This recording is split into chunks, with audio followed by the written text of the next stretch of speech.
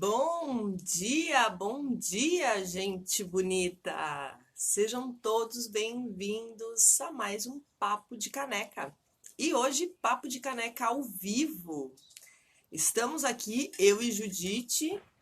Judite, dê bom dia para a turma. Judite, para quem não sabe, é a minha Ráfia, que me acompanha nos últimos Papos de Caneca. E hoje eu, Judite e a Canequinha. Bom dia, Silvio, seja bem-vindo. Bom dia, turma que está entrando aí, sejam todos bem-vindos. E hoje, no nosso Papo de Caneca ao vivo, vamos falar então sobre os 5 inimigos da mudança da sua vida. Lógico que existem vários, podem existir vários sabotadores, mas hoje eu vou falar para vocês então de 5 motivos pelos quais a nossa vida não muda. Ah, o Silvio lembrou da Judite. Silvio está te mandando bom dia, Judite. Obrigada, Silvio. É a Júlia e a Judite, é uma dupla imbatível.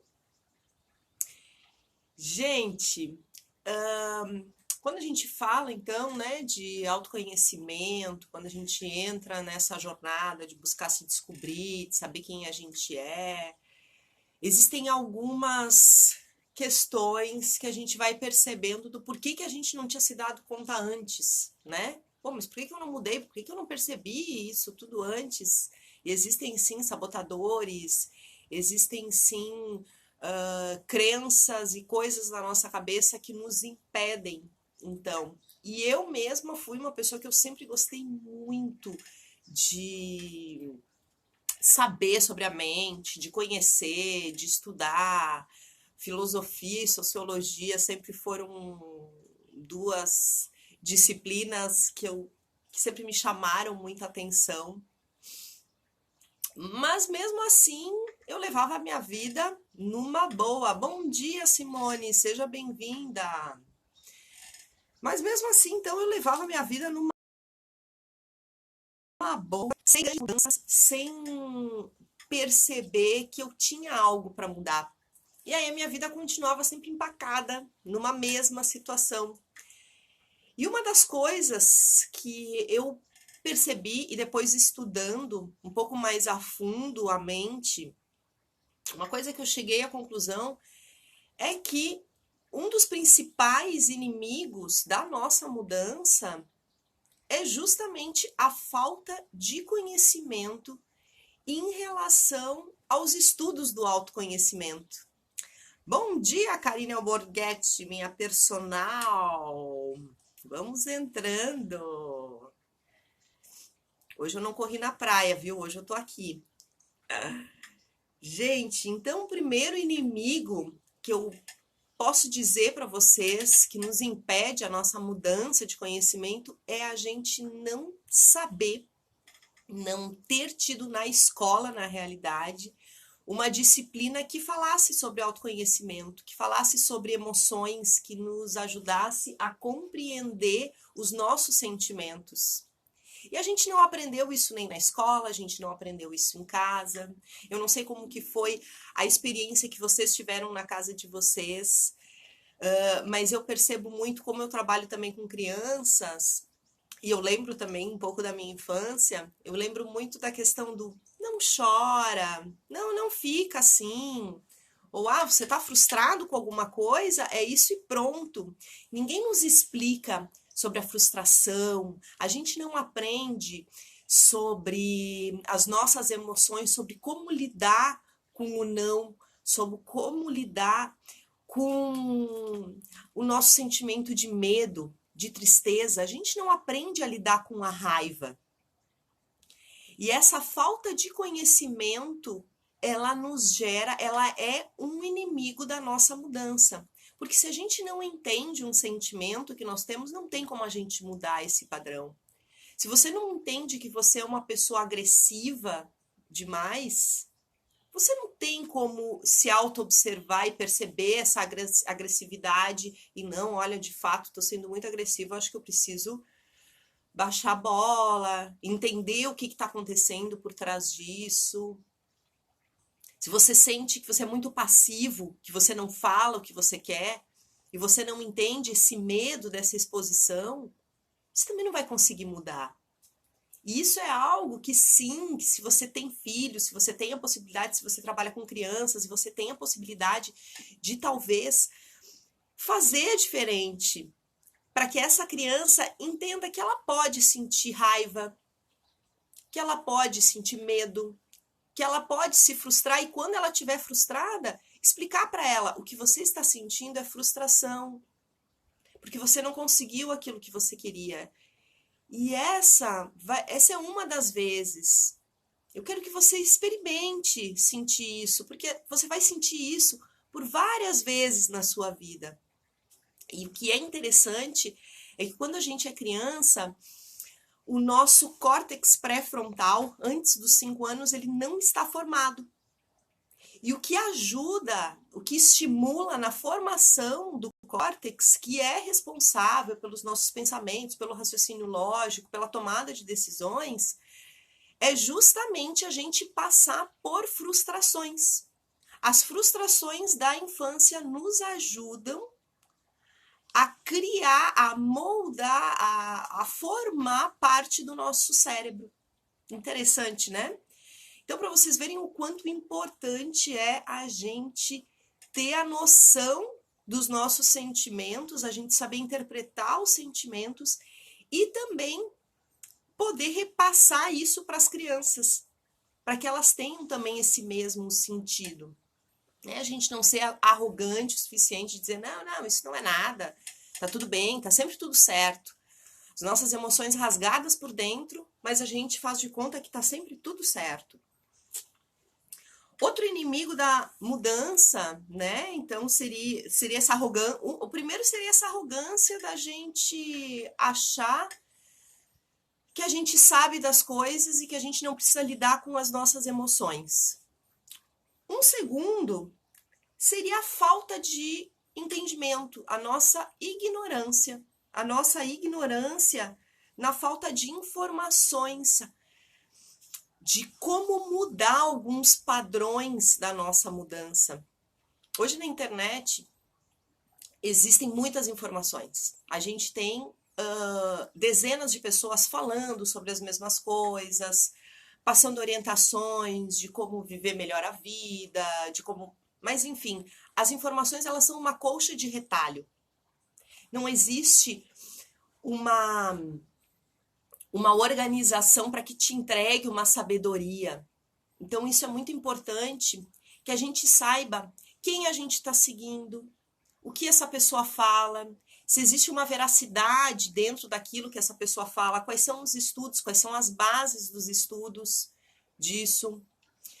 Porque quando a gente entra nessa ignorância e começa a seguir o que tal livro fala, o que tal pessoa na internet falou, só lembrando que os livros, não é porque está escrito num livro bonitinho que isso tem uma comprovação, que isso é cientificamente comprovado, ou então que já foi feito teste. Muitas vezes a pessoa fala mesmo da sua própria experiência, ela tem uma noção do que passou na vida dela e ela escreve um livro e repassa isso como sendo uma verdade absoluta e que se encaixa em todas as pessoas. E aí a gente toma isso como verdade, acha que aquilo vai funcionar, só que isso não funciona. E aí a gente se frustra. E nessa frustração, no nosso cérebro, são ativados mecanismos de defesa, mecanismos de circuitos cerebrais, né, que são ativados e que acabam gerando ansiedade e passividade. Já vou explicar isso para vocês. Vamos aproveitar. Por exemplo, eu vou tomar a gente que toma como verdade, e eu já ouvi pessoas renomadas, tá? Professores meus falando que a gente tem condições de mudar um comportamento ou um hábito em 21 dias. Isso é mentira. Isso é um mito. E da onde que veio isso? Veio de um livro bem antigo, de Maxwell Maltz, que fala que quando a gente quando a gente passa, né, por 21 dias, ou tentando embutir um comportamento, ou tirando algum hábito, a gente consegue alterar ele. E com base de que Maxwell Maltz fez isso? Ele era um cirurgião plástico, ele percebeu que as pessoas, que pacientes que tiveram membros amputados, eles levavam pelo menos, olha a diferença do resultado das informações, eles levavam pelo menos 21 dias para eles se darem conta de que aquele membro não existia mais. Então, eles levavam pelo menos 21 dias sentindo ainda aquele membro, que se chama de membro fantasma. E após esses 21 dias, os pacientes deles, a maioria, então começaram a se dar conta que de fato não tinham mais aquele membro. Só que o que Maltz, de repente, não sabia ou não teve tanta experiência para perceber, que pessoas vivem a vida inteira sentindo o membro fantasma.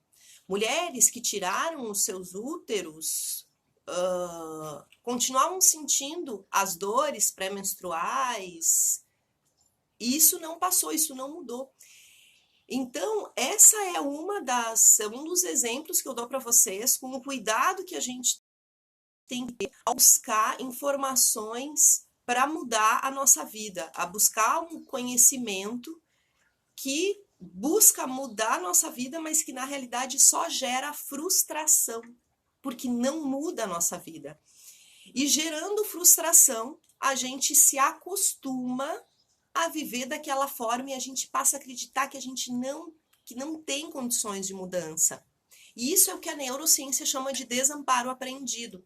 O desamparo aprendido, ele foi estudado há muitos anos atrás, a gente está falando de 1950, 1930, 1940, quando se faziam experiências com animais. Hoje em dia, essas experiências elas jamais seriam permitidas. Mas, há uns anos atrás, as coisas eram diferentes e foram feitas experiências para entender a mente do animal. E como que foi feita essas experiências? Colocaram uma chapa de metal, onde de um lado existia eletrodos que produziam choque, e no outro lado da chapa, esses eletrodos estavam desligados. Colocaram essa chapa dentro de uma gaiola e colocaram animais dentro dessa gaiola. E eles perceberam que quando eles ativavam o choque, os animais que estavam do lado que tinha choque, eles tomavam choque e eles tentavam de tudo para sair daquela situação. Então eles encontravam do outro lado a outra placa que não tinha choque. E aí eles iam para essa outra placa. Daqui a pouco eles pisavam ali na área que tinha choque, se davam conta, percebiam, faziam alguma coisa, mudavam a situação e iam para a área sem choque. No meio da experiência, eles colocaram choque nas duas, eles ativaram um choque nas duas placas e colocaram um animal lá dentro. Você deve estar pensando, nossa, coitadinho, que coisa horrível. Sim, horrível. Mas serviu para a gente entender o desamparo aprendido. E como eu falei para vocês, hoje jamais seria permitido uma experiência desse tipo. Mas colocavam então um animal com choque nas duas placas e eles ligavam esse choque e o animal, ele sentia o choque, tentava de tudo para parar de sentir aquela dor, mas ele não conseguia, porque em ambos os lados eram emitidos os choques. Então, eles tomavam choque de um lado e do outro, de um lado e do outro.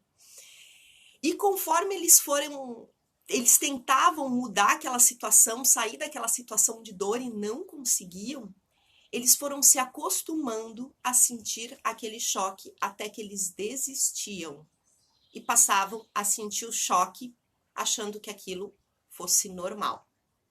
A mesma coisa acontece com a nossa mente humana. Quando a gente busca tentativas frustradas de mudança que não acontecem. Aí, o que a gente nessa tentativa, não, vou tentar essa técnica para mudar, não deu certo. Vou tentar essa técnica, não deu certo. Daqui a pouco você passa a achar que você não tem jeito, que você não consegue mais mudar. E aí é que entra o desamparo aprendido. Você aprende a sentir aquela dor, você aprende a viver num relacionamento tóxico, você aprende a viver situações ruins que você não gostaria de viver, mas que por conta de você não saber o que fazer, de você já ter tentado várias vezes alguma mudança e não ter conseguido, você acaba se acostumando e fica naquela situação de dor e não muda. Por isso eu digo e repito, cuidado com as informações que vocês têm soltas em livros, em internet. Sabe qual é a fonte, da onde vem, o porquê que essa técnica pode mudar a sua vida. Porque tentativas erradas geram frustração. A frustração gera o desamparo aprendido, que gera, por consequência, a ansiedade. Você fica ansioso tanto por uma circuitaria que é ativada no cérebro, né, que faz você ficar passivo, que é o que acontece com o animal, fica passivo, tomando choque, e ansioso, porque cada vez que você lembra que você não fez aquela mudança, que você não atingiu aquele objetivo, daquele... Ai, meu Deus, mas ainda não mudei, ainda não consegui emagrecer o quanto eu precisaria para melhorar a minha saúde, ainda não consegui mudar esse comportamento de procrastinação, ainda não consegui, e isso tudo vai tornando, então, você uma pessoa passiva e ansiosa. E achando que isso tudo é normal, que você é assim. Aí toma um Rivotril, aí toma um remedinho, aí vai no médico, ele te enche de boleta. Aí você acha que a vida é assim mesmo, porque todo mundo toma, porque todo mundo faz.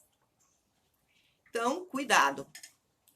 O anticonhecimento, outro inimigo da mudança muito semelhante aos anteriores, né? A falta da gente ter conhecimento sobre isso desde novo, desde a família, a nossa ignorância por acreditar em coisas superficiais e supérfluas, né? Como de técnicas como 21 dias, como de ficar repetindo várias vezes, eu sou próspero, e achar que isso vai te deixar, vai te tornar uma pessoa próspera.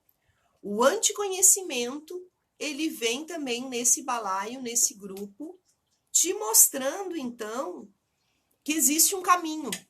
Só que ele te mostra outra vez um caminho errado. Um caminho de mudança que não vai te levar a lugar nenhum. A mudança, ela exige que você aprenda a ter os insucessos.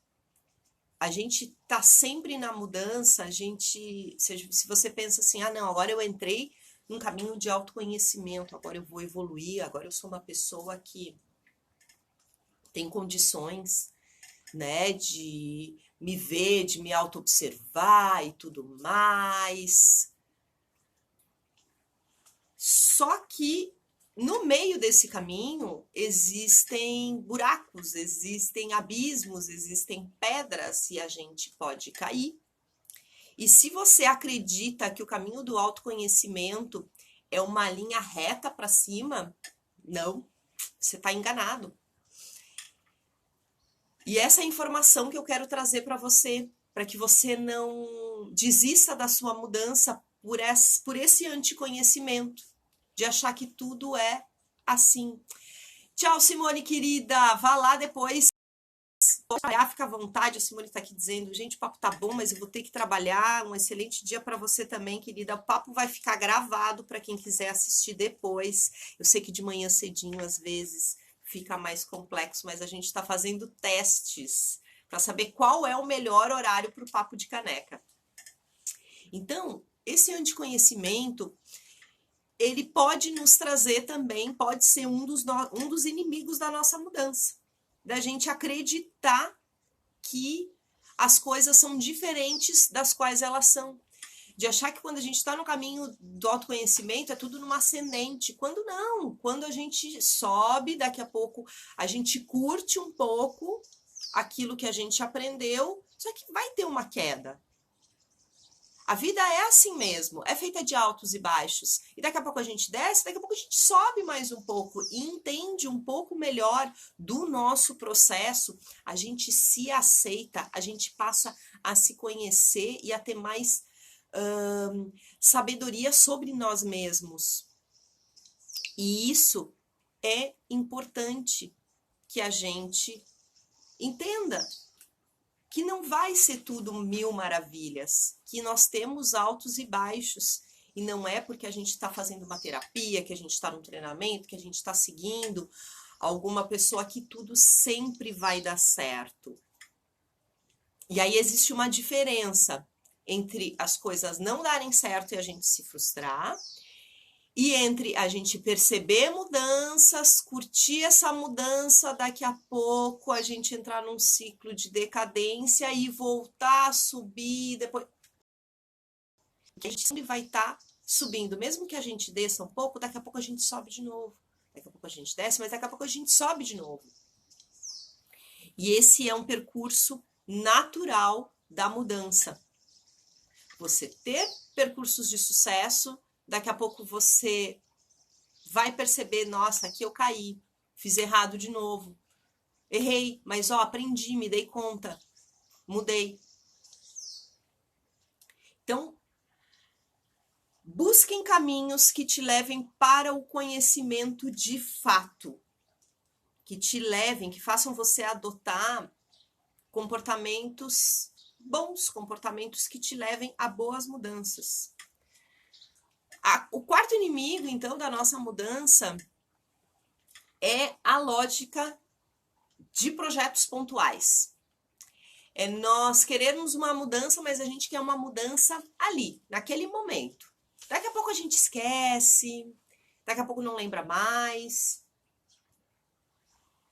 E o pior, quando a gente atinge, às vezes, um objetivo, por exemplo, eu quero emagrecer, eu quero perder 5 quilos, ou 10 quilos.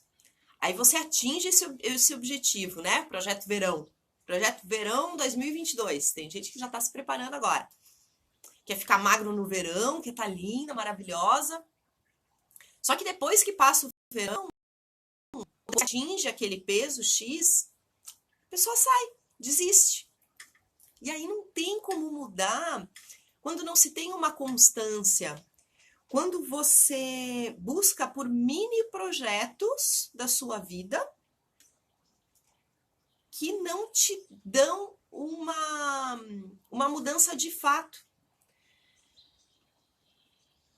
Então, essa transformação, quando você busca uma transformação, observe se ela está sendo uma transformação pontual, se é algo que você quer pontualmente, ou se não, se é algo que você quer para o resto da sua vida.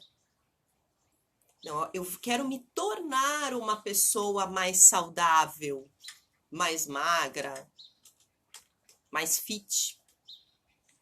Não que eu vou atingir o emagrecimento de tantos quilos, ou eu quero mudar, eu quero ser uma pessoa então que lê mais. E aí um objetivo pontual e eu começo. Na primeira semana eu li um livro inteiro. Na segunda semana eu já li uma página. Depois que eu já atingi o objetivo de ler 1 livro, 2 livros por mês, aí eu começo a relaxar. Aí eu já não leio porque eu não coloquei isso na minha esteira de atividades diárias. Eu não coloquei isso como uma mudança de vida, uma mudança de padrão. Foi algo pontual. E aí eu atingi o objetivo e depois que eu li o primeiro, segundo livro, eu já desisto. Ou depois que eu fiquei, não, já estou há 1 mês na academia. Hoje eu vou faltar. Não, hoje eu não vou. Eu fui, esse mês inteiro, as últimas 4 semanas, eu fui regradinho todo dia de segunda a sexta. Não, hoje eu não vou. Aí no outro dia também não vai, aí no outro dia também não vai. Então, cuidado com a pontualidade nas suas mudanças. Essa lógica de projetos pontuais, ela não dá certo. para nada. Quando você quer uma mudança de vida, não vai ser com projetos pontuais que você vai conseguir, e sim com a constância em manter. E uma coisa que às vezes nos barra nesses projetos pontuais, que nos barra não, né? Que nos motiva a entrar mais, é justamente a comparação com o outro, a gente querer ser igual a outra pessoa, querer imitar alguma coisa, ou querer ser o que a gente não é, querer atingir um objetivo que, para nós, esse objetivo, no fundo, ele não tem tanta. Oi, Lu, a Lu entrou agora, bom dia. Então, às vezes, esse objetivo ele não é tão forte o suficiente para você mudar de vida. Porque você está querendo ser outra pessoa, porque você está querendo fazer alguma coisa que não combina com a sua personalidade, que não faz parte da sua vida, certo? Então, queres uma mudança? Busque a mudança que você quer e siga em frente. E lembre que vai ter a parte chata. Eu sou uma pessoa que eu entro muito nas coisas por empolgação, e isso eu percebi. E aí agora eu já vou até assim, falando um pouco de mim, já entrando no quinto inimigo da nossa mudança, que é a gente não entender a nossa personalidade. E quando a gente não entende a nossa personalidade, é impossível fazer qualquer mudança na nossa vida, porque a gente não sabe como a gente lida. E voltando então para minha empolgação, eu sempre fui muito, nossa, quando eu gosto de alguma coisa, parece que eu me apaixono, eu entro, eu me aprofundo, e eu quero saber tudo, e parece que aquilo já faz parte da minha vida.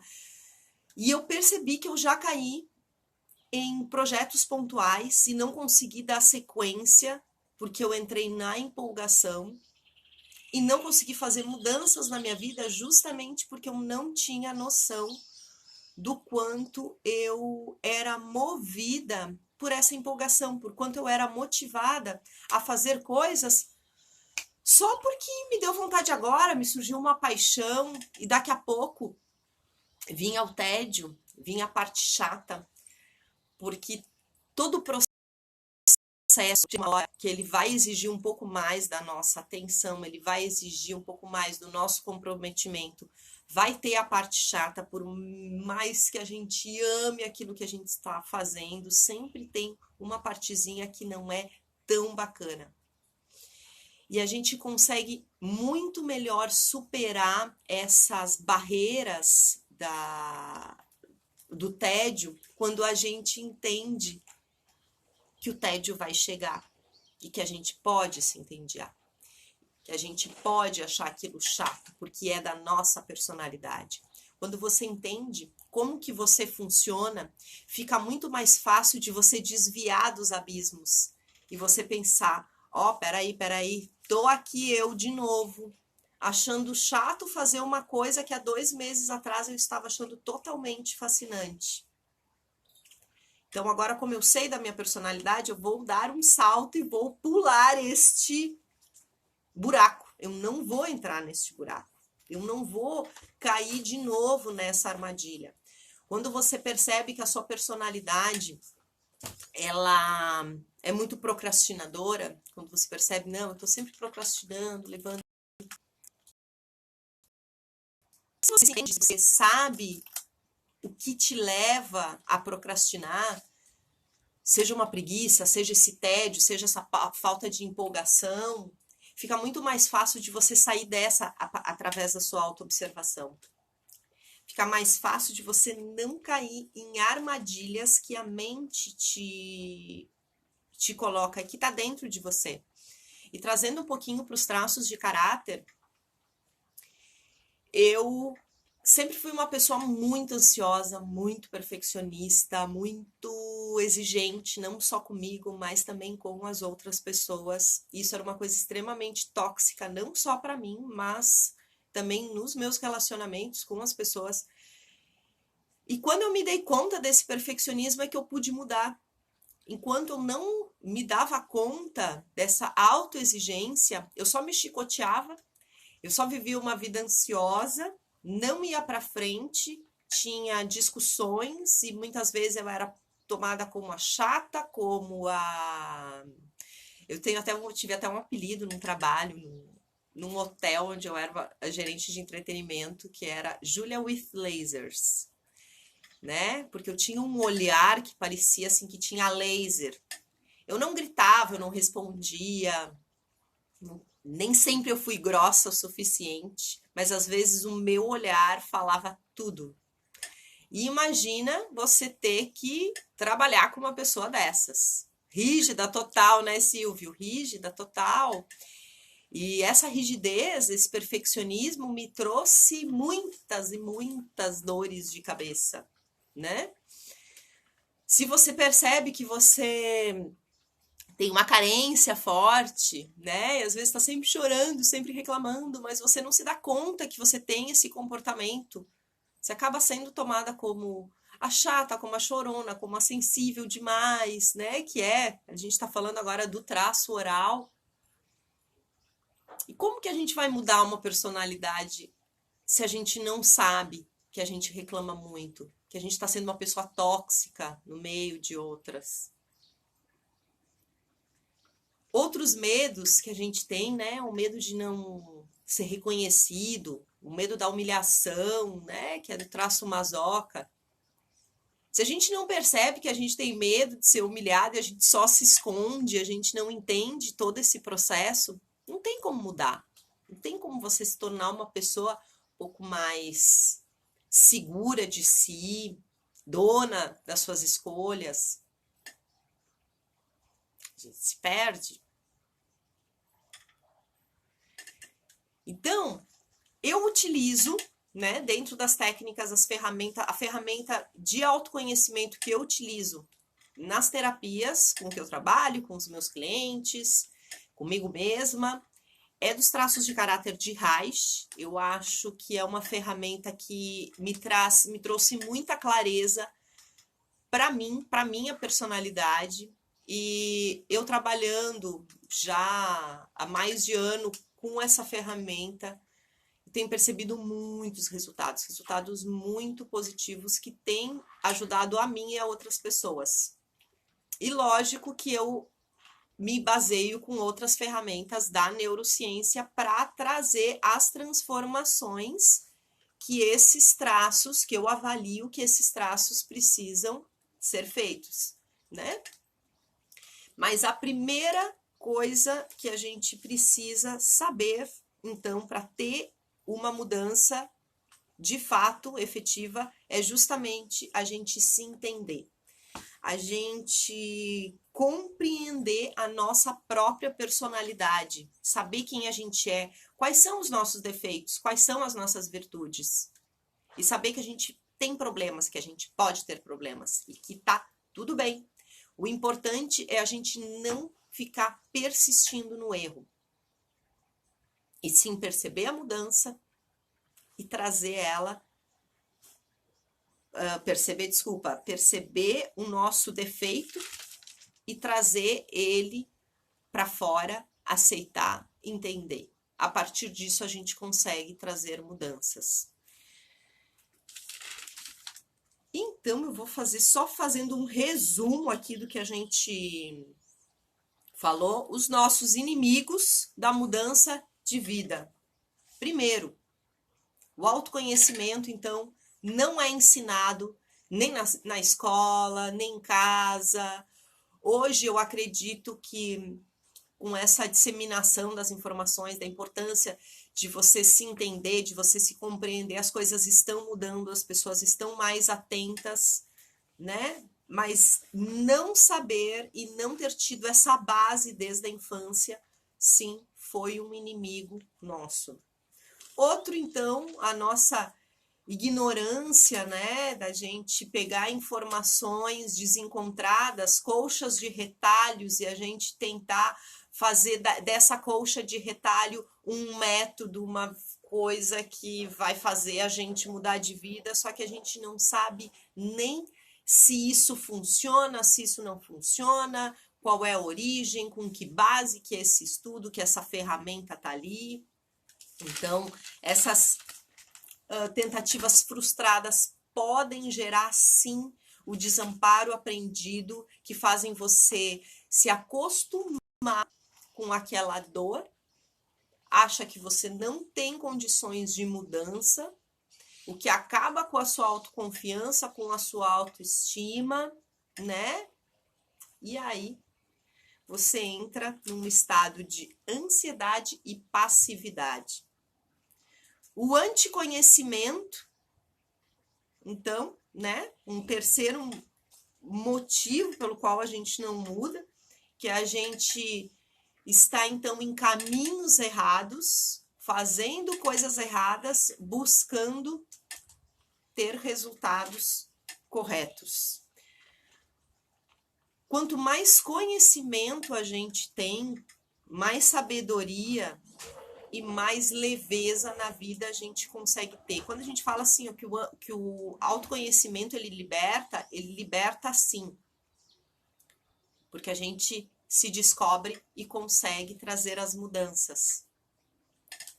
Mas se a gente não tem noção de qual conhecimento, de qual informação é a válida, e a gente entra num estado de anticonhecimento, a gente entra aí.